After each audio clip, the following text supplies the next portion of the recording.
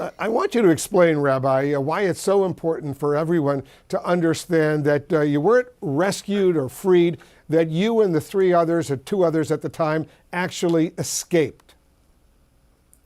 Well, what's important is that I don't say this to scare people, right? Just like we don't take CPR training because we are expecting someone to fall down right in front of us, right? You take CPR training in order to be trained, in order to know what to do in case there's an emergency.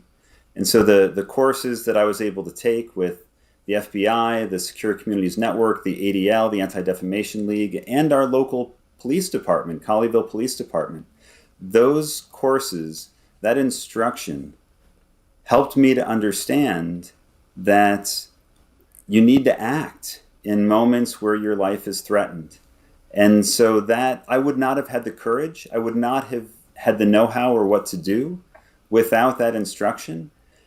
So I want people to understand that this is something, it doesn't matter if you are in a synagogue, if you're Jewish, if you're Muslim, if you're Christian, if you're religious at all. It can happen in a shopping mall.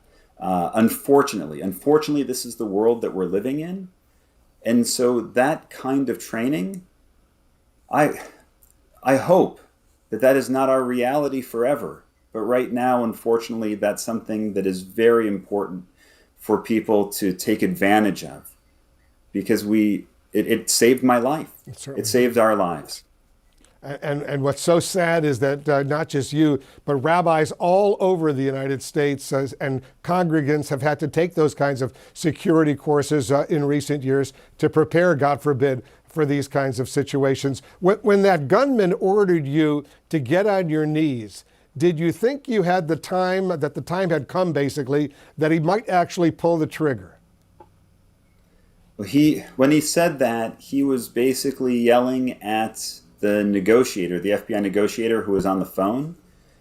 But yes, we were completely terrified. I knew that there was something that was happening outside, but we did not know when or if or how much longer we had. We were very much fearful for our life. And we were looking, and we had been looking for an opportunity. And thank God, I was able to find an opportunity to act, and we were able to get free.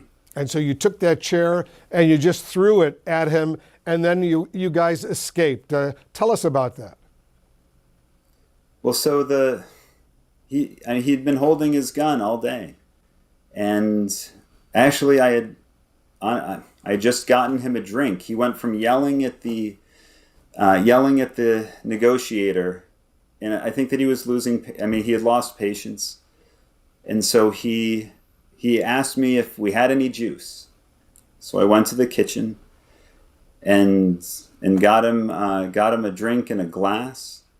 And as he was drinking, the gun was wasn't in the best position.